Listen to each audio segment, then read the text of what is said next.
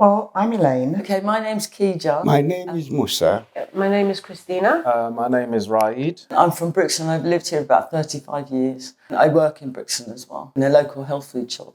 I'm a local herbalist. I'm a medical herbalist. I'm a personal trainer and I'm a barber as well. Many people you see that doing herbs in Brixton. I was the first one that was selling herbs. I'm a community researcher with Centric. I interview a wide range of people on a wide range of topics. At the moment, we are very much concentrating on health activism. It's a place that Black people from almost from anywhere have known that they can come to and get things that bring them comfort.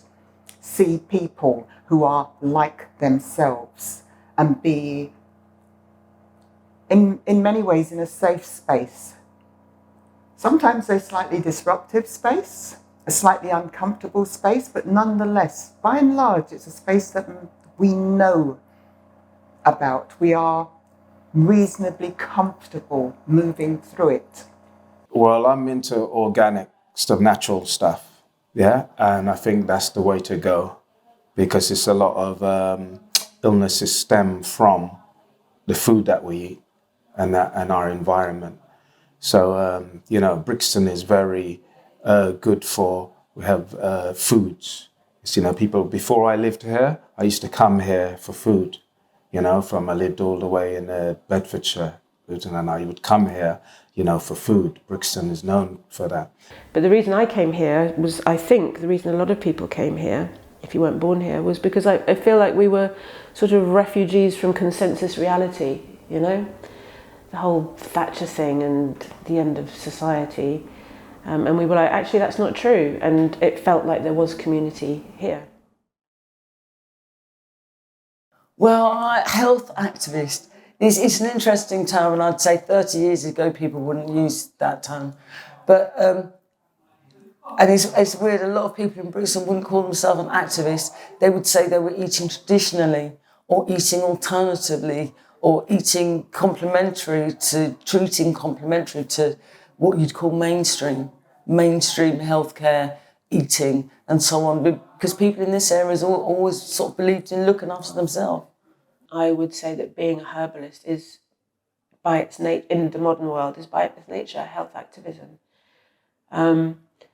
Because we're pushing against the doctrine and dogma of the establishment, of the system. We're pushing back against the people who say there's nothing more that we can do for you, or this is the only thing, this is your only option. And very often it's not. It is, for me, about enabling people to know what is available, that there are certain roots, certain vegetables, certain fruits that will truly benefit your health, that you do not have to rely on your GP with 25 medications. They used to tell you what contain what and what don't contain what. They used to tell me that green banana, that is iron. You see, they used to tell me that yam, is starch. They used to tell me that pumpkin is zinc, and which zinc is very good for you because the body don't contain zinc, just like vitamin C. You have to put that supplement in your body because zinc is good for your eye. It is a healing thing, and it's a reproductive things also. You see, so yeah, the benefit is there. As a health fitness instructor, personal trainer, I think day to day I live across the road from King's College Hospital as well. So when people, I come from the Muslim community as well. So there's a mosque on my road which I manage as well. And so when somebody's ill in the community, no matter what their faith is or whatever, then if they're in the hospital there, for starters, then, I get a call to visit them, And then, hospitals have personal trainers for people, patients anyway.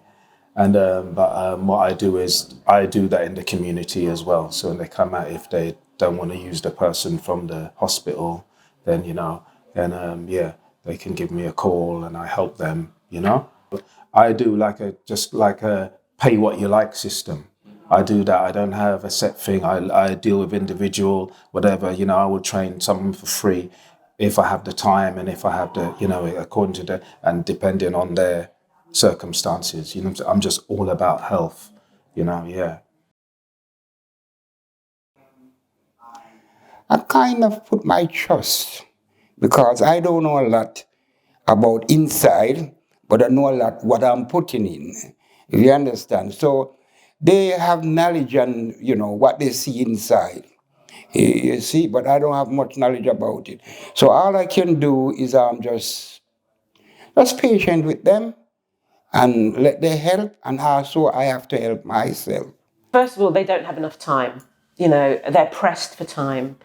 And they're all, we all know how the NHS is struggling at the moment, and it's not for me to talk about what the problem is or how it might be addressed. It's partly that they don't have enough time. It's partly that this inbuilt arrogance of thinking that it's the highest authority, together with a dismissal of anything that doesn't come under their remit. Ultimately, we know that the NHS is racist. We know this from the deaths of black women in pregnancy, from the way, up until recently, they calculated the function of a black person's liver differently to the way they calculate the function of a white person's liver. So I would like the NHS to have broader research. It's not it's not really an issue about not knowing. It's not paying attention. It's not taking it in.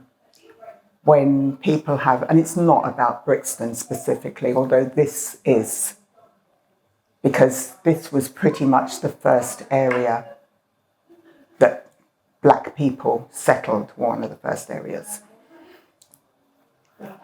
I think they didn't want to know. When you talk about herbs, in the West Indies, which is where I'm from, you didn't necessarily know the names of hyssop, lavender, whatever. They were just there, and they were bushes, they were small trees, they were shrubs. We called them bush. That bush over there will do this. That bush over there will do that. We didn't have the names. They were just all... So when we come here and we're talking about, we're taking some bush tea, what is that? You can almost see it's like rejection, but also, I don't know what you're talking about. There never really was time made to listen to what we were saying, to try and begin to understand it. Maybe that wasn't their job. I don't know. But there was a complete disconnect. So we stopped talking to them about it. This will be a really telling time in this country because so many more people have found themselves without money to meet their eating needs. Food bank use, where people are not going to be able to eat the food that they choose or the food that's good for them. Do you know what I mean? Which is quite worrying, which is once again going to impact on the NHS, which is going to have to pick up the pieces unfairly. So yeah, I would say it's all very well coming from government and telling people to look after themselves, but it's really important to put the resources there so that they can do that, because people will look after themselves, they will. People will definitely help with their own health, and then the NHS can just pick up actual illness. I think I would want the health service to work better with us and for us. I know that they are under enormous strain. I was listening to it just this morning. They are under enormous strain, and I think we all know that. But a lot of the medications have roots in our own backgrounds. Then we're not told about these, and in reality, the GP probably doesn't know. But my aunt, who trained as a nurse here, was in a lecture and was told, was asked, do you know what the components of this particular medication is? She's kind of blank. No, it's yam. And it's like, these are some things that we know about in terms of how you transfer the goodness, the positive parts of products into medicine. Maybe we should know more, but also maybe they should too. The community healthcare and health activism has got to be about reconnecting people with our health at a really fundamental level. You know, our food, our environmental health in terms of the homes that we live in, our social health in terms of the relationships that we have. And that includes the relationships that we have with our animals, our food crops, and also the plants that grow on our doorsteps. So may it be.